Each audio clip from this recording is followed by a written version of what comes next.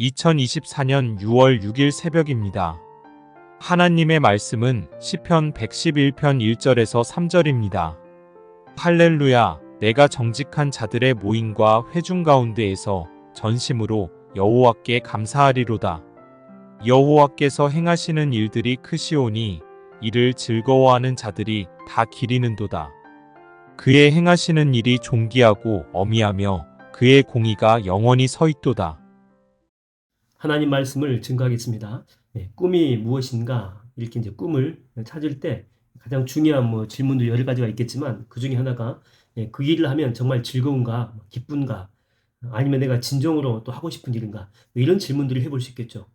우리가 드리는 이 예배가 이 마음에서, 우리의 마음에서 우러나온 예배라면 그 예배 가운데 그 왠지 모를 그 감사함이 있습니다. 그리고 기쁨이 있고 즐거움이 있다라고 하는 것이죠. 그 다윗은 너무나 이렇게 즐겁고 행복하니까 막 춤을 추잖아요. 그렇죠? 왕임에도 불구하고.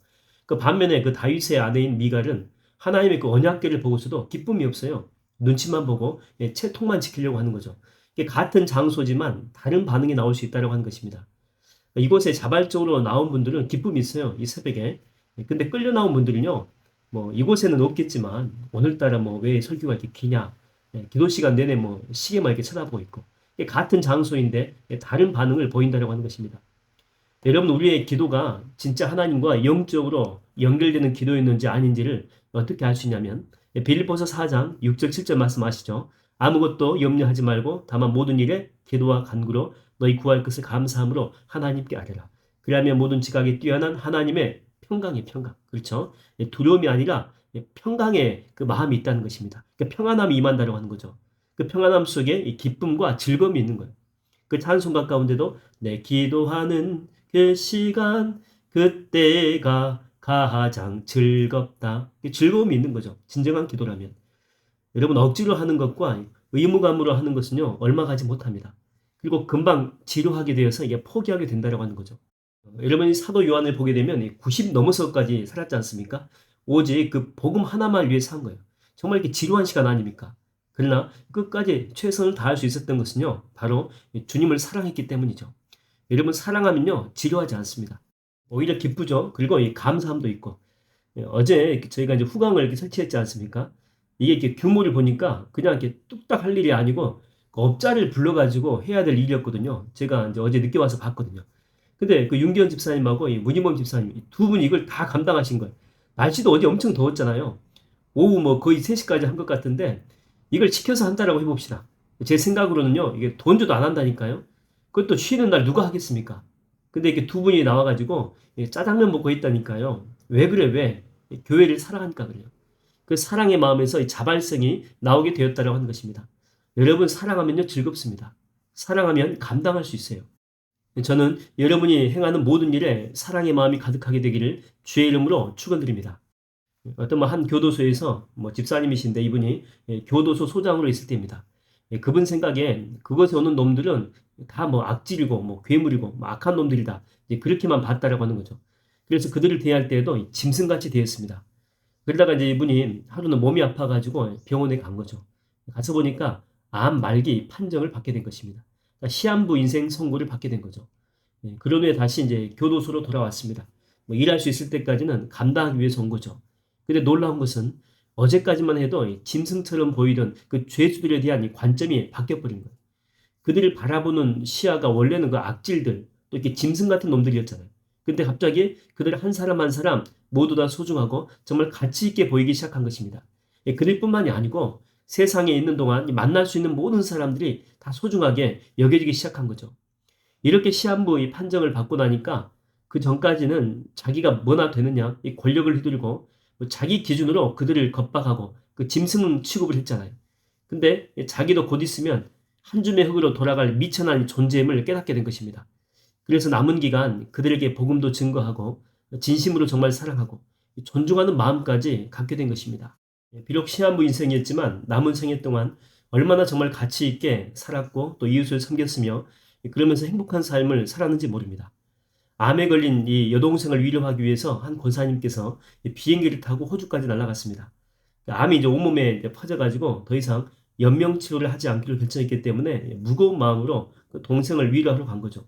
근데 오히려 그곳에 가서 더 큰 위로를 바꿔온 것입니다. 왜냐하면 암에 걸리기 전까지는 그 인생에서 성공 한번 해보려고 호주까지 날아간 거거든요. 그래서 거기 살면서 긴장하고 또 눈치 보고 또 남을 밟고 올라가려고 그 잔인한 짓도 이게 마다하지 않았는데, 그러다 보니까 늘 이렇게 불안과 이 두려움 속에 살았거든요. 근데 이제 살 날이 얼마 남지 않았잖아요. 그러면서 삶의 많은 부분들이 자연스럽게 내려놔지게 되니까 갑자기 가치관이 바뀌더라는 거죠. 짧은 인생인데 내가 왜 이렇게 살았나 모르겠다라고.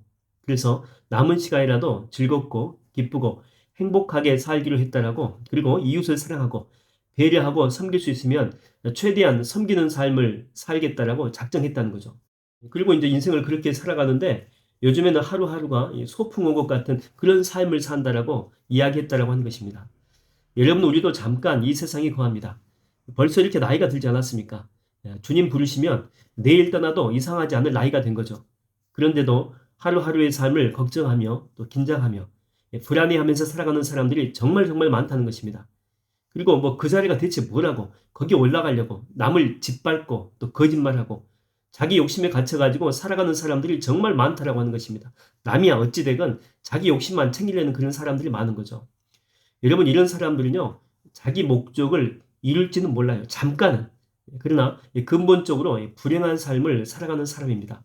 즐거움과 기쁨이 없어요. 삶 가운데. 얼마나 그 인생이 불쌍합니까? 오늘 본문 2절을 보게 되면 이렇게 나와 있죠. 여호와께서 행하시는 일들이 크시오니 이를 즐거워하는 자들이 다 기리는도다. 그러니까 여호와께서 행하시는 일들은 크시기 때문에 이를 생각하는 자들은 모두 다 즐거워할 수밖에 없다. 이런 말씀이죠. 그러니까 크신 주님을 생각하게 되면 내가 목숨 걸고 이렇게 움켜쥐고 있는 것들에 대해서 다시 한번 시각을 바꿀 수 있다라고 하는 거예요. 그리고 이게 나의 삶에서 참된 즐거움이 무엇인지, 어떻게 사는 것이 진짜 행복한 삶인지, 그걸 깨닫는 안목을 가질 수가 있다라고 하는 것입니다. 여러분, 오늘 기도하실 때 한번 기쁘게 한번 기도해 보세요. 기쁘게. 주님과 교제함이 즐거움이고 기쁨이잖아요.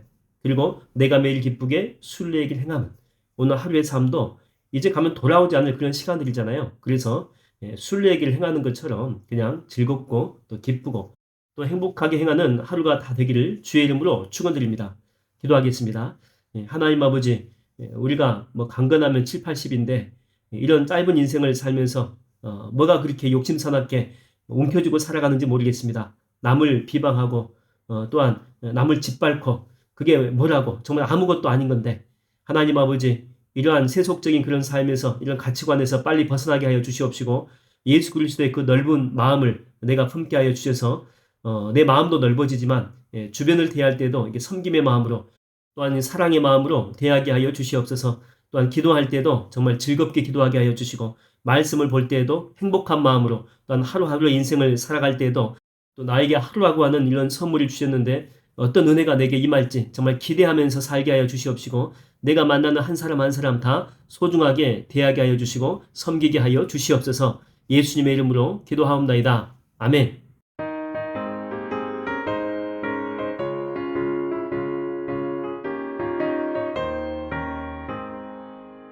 내가 매일 기쁘게 순례의 길을 남은 주의 팔에 나를 안보하며 내가 주의 큰 복을 받는 참된 비결은 주의 영이 함께함이라.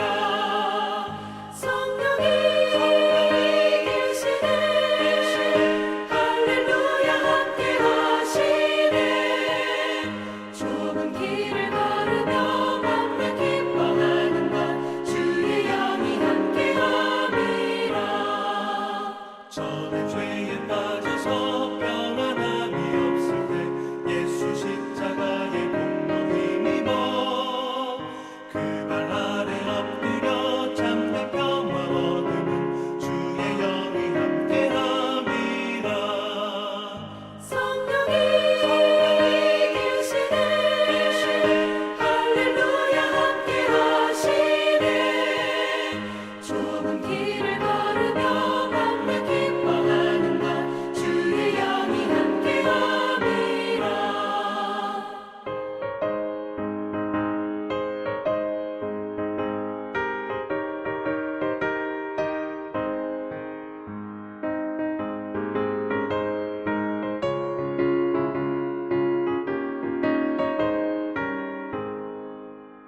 나와